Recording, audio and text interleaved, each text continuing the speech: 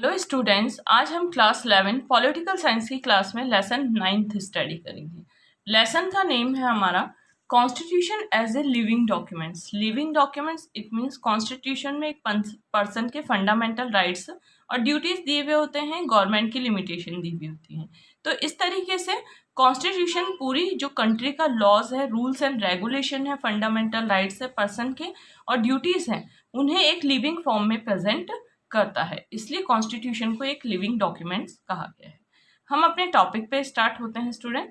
In 1991 the rule of the communist party of the Soviet Union came to be end and the Soviet Union disintegrated.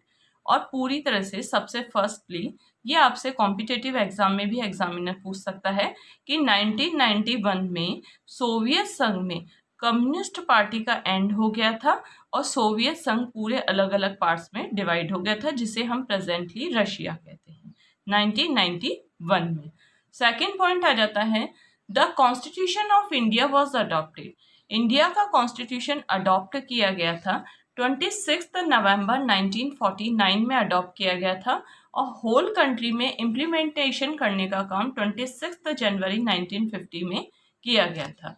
Next है हमारा how to amend the constitution, कि constitution को amend किस तरीके से किया जा सकता है। सबसे फर्स्टली हमारा simple majority in parliament.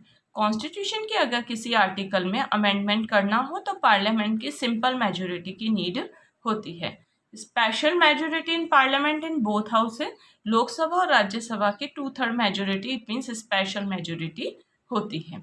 Legislature of half of the state, it means पूरी होल कंट्री में जितने भी स्टेट हैं उन स्टेट के हाफ स्टेट्स की लेजिस्लेटिव असेंबली का पार्टिसिपेशन होना चाहिए और लेजिस्लेटिव काउंसिल का पार्टिसिपेशन होना चाहिए कॉन्स्टिट्यूशन के अमेंडमेंट से रिलेटेड।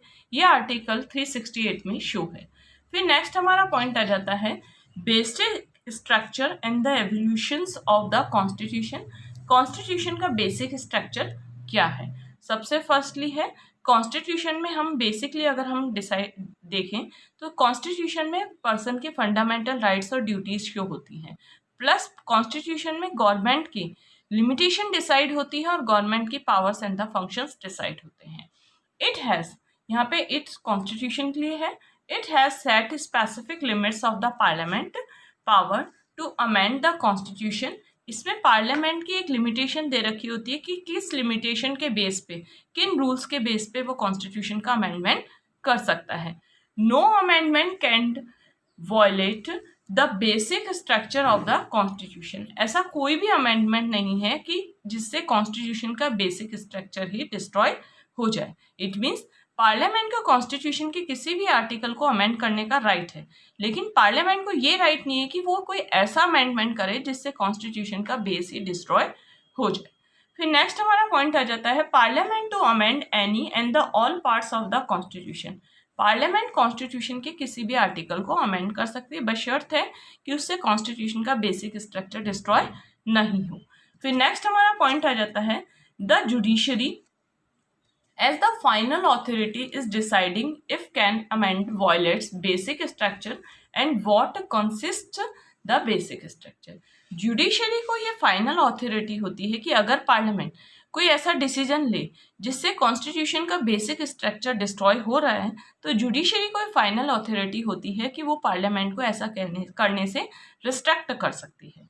फिर नेक्स्ट हमारा आ जाता है point contribution of the judiciary. Judiciary का कॉन्ट्रीब्यूशन क्या होता है? सबसे फर्स्टली हमारा during the controversy between the judiciary and the parliament, it means parliament और जुडिशरी के बीच में कई बार डिस्प्यूट हो जाता है, तो it means the parliament thought that it had the power and the responsibility to make laws for the interest of the poor and the backward and the needy. अगर parliament को ये पूरी रिस्पॉन्सिबिलिटी है, parliament की ये responsibility है कि वो कोई ऐसा लॉ बनाए कि जिससे बैकवर्ड और पुअरेस्ट पर्सन्स के इंटरेस्ट फुलफिल हों, तो जुडिशरी क्या करती है? जुडिशरी उसे ऐसा करने से कहती है, इंसिस्ट करती है। The judiciary insisted that all this, वो ये सारे काम करने के लिए पार्लियामेंट को इंसिस्ट कर सकती है। Has to take place within the framework provided by the constitution. तो जुडिशरी पार्लियामेंट को ऐसा करने से कह सकती है कि वो जो भी काम करे वो पूरी तरह से कॉन्स्टिट्यूशन के अगेंस्ट होकर काम नहीं करे, कॉन्स्टिट्यूशन के लिमिटेशन में रहकर ही वर्क करे। फिर नेक्स्ट हमारा पॉइंट आ जाता है केशवानंद भारती केस। केशवानंद भारती केस एक ऐसा केस है जो पार्लियामेंट, इंडियन पार्लियामेंट और जुडिशरी के बीच में डिस्प्यूटेबल केस है। ये हम नेक्स्ट अपने लेसन में स्टडी करेंगे। Was a serious conflict between the judiciary and the Indian government. Indian government और जुडिशरी के बीच में डिस्प्यूट हुआ था, केशवानंद भारती केस है ये। Then headed by Mrs Indira Gandhi, और इसकी हेड थी, जब इंडियन गवर्नमेंट की हेड थी उस टाइम में इंदिरा गांधी। अब नेक्स्ट हमारा पॉइंट आ जाता है importance of Kesavananda Bharati case, कि केशवानंद भारती केस की क्या इंपॉर्टेंस थी जो इंडियन गवर्नमेंट और जुडिशरी के बीच में डिस्प्यूट हुआ था। ये इसकी हेड थी जो इंदिरा गांधी, इट मीन्स उस टाइम में गवर्नमेंट की हेड थी, गवर्नमेंट थी इंदिरा गांधी की। केशवानंद भारती केस की इंपॉर्टेंस क्या है? Kesavananda Bharati created a check on Parliament's attempts to eliminate judicial review and the Sikh poor power and the constitutional amendment। सबसे पहले केशवानंद भारती केस था, उसमें ये चेक किया गया था कि पार्लियामेंट के फंक्शंस को चेक किया गया था और कि किस तरीके से पार्लियामेंट जो काम कर रही है और किस तरीके से वो कॉन्स्टिट्यूशन के अगेंस्ट वर्क कर रही है। इट मीन्स उस टाइम में जब इंदिरा गांधी की गवर्नमेंट थी तो पार्लियामेंट के कुछ ऐसे वर्क थे जो वर्क जुडिशरी के अगेंस्ट थे, जुडिशरी के डिसीजन के अगेंस्ट थे, प्लस कॉन्स्टिट्यूशन के अगेंस्ट थे। तो जुडिशरी और प्लस इंडियन गवर्नमेंट, जो इंडियन गवर्नमेंट इंदिरा गांधी की थी, मिसेज इंदिरा गांधी की थी, और पूरी तरह से दोनों के बीच में डिस्प्यूटेबल केस है केशवानंद भारती केस। तो स्टूडेंट्स, हमने अपने इस वीडियो में, इट मीन्स फर्स्ट और फाइनल वीडियो में, क्लास 11th पॉलिटिकल साइंस की क्लास में लेसन 9th का फर्स्ट पार्ट और फाइनल पार्ट स्टडी किया था। Class 11 political science first part and the final part lesson 9।